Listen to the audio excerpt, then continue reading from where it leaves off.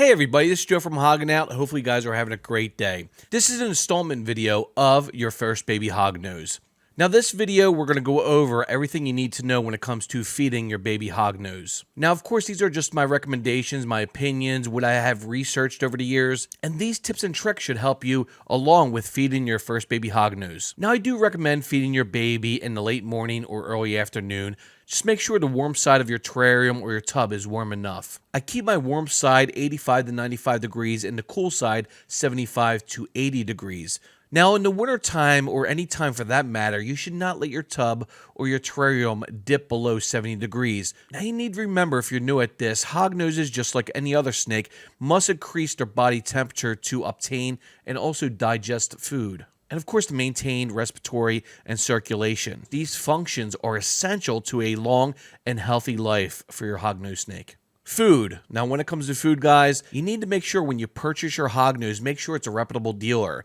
Now most breeders will not sell you a Western Hognose snake until it has been established on frozen thawed pinkies. Make sure you ask the question, is this baby feeding inside a Tupperware bowl, a deli dish, or are they feeding off of tongs? These are questions you actually need to ask before purchasing your first baby hognose. Now to add here, you guys need to remember, feed your babies every 3 to 4 days. Now when it comes to purchasing frozen thawed pinkies, I do recommend rodentpro.com. They actually show you the size of the pinkies that they breed and also the nutrition values, which is very important when it comes to the health of your baby hognose. Now when it comes to the weight of your hognose compared to what pinky I should feed them, the pinky should not be much larger than their head.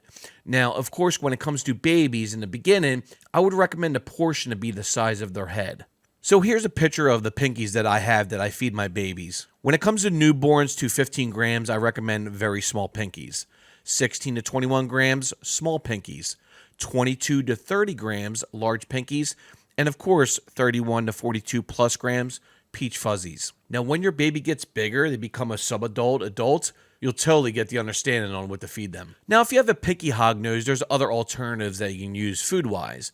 Now, I do recommend Reptilinks Frog Links, especially if your hognose has not fed in 2-3 weeks, upwards to 2 months. Frog Links should be definitely in your freezer for your hognoses. Now, there's another alternative you can use when it comes to a picky hognose. You can actually scent your pinkies with frog juice. And of course, I recommend Reptilinks Frog Scented Juice. It's all natural with no dyes and no preservatives. And when I'm using the frog juice, what I do is I get a water cap, the cap of a water bottle, and I fill it up about a quarter way, halfway, and I actually let the pinky sit in there for about 5 or 10 minutes. Because you need to remember this, guys, frogs and toads are actually the natural diet in the wild when it comes to Western hognoses. Now, of course, we got to touch on feeding personalities and also demeanors when it comes to your hognose. Now, of course, there's a spectrum here, and the spectrum that I'm going to put out there is skittish to calm to aggressive. Now, I'm going to show you an example of each when it comes to my hognoses. Now, when it comes to Autumn, she's been very skittish lately. She is not feeding or eating in her terrarium. She's not feeding in a Tupperware bowl. She is not feeding in a deli dish. She's incredibly skittish. As soon as I put her in a Tupperware bowl, she just wants to get out. And what has been working for me, which you might want to try if you have a skittish hognose, is I actually pick her up, hold her in my hand, and she's very calm in my hand, which is really actually amazing. And I get the pinky with the tongs and I just put it right in front of her face, and within 5 or 10 seconds she eats the pinky. It's amazing. Now when it comes to the calm demeanor, Nirvana is a great example when it comes to a calm demeanor. She eats anywhere, anytime, but you know what? I've actually been feeding her out of my hand. And if you've been watching my feeding videos, you can tell Nirvana just likes eating right out of my hand. I put her right on the desk and she just devours the pinky right in front of me. And the last feeding personality I want to bring up is the aggressive behavior. Now, the aggressive behavior is amazing because that's what everybody wants. So when it comes to this aggressive behavior, you guys know Annie is the one. So no matter where I put Annie, she eats the pinky as soon as I put it in front of her face, which is beautiful, and that's something you definitely want to aim towards when it comes to feeding your hognose. Now, of course, there's different feeding methods you can use. Now, when your hognose is a baby, of course, that's what this video is about. I still use a Tupperware bowl, but in the beginning, you definitely want to use a Tupperware bowl or a deli dish. Now, of course, when you talk to your breeder, they're going to let you know how your baby is feeding. Now, this next feeding method worked for me many times. And there was actually somebody on my Instagram that just purchased a baby.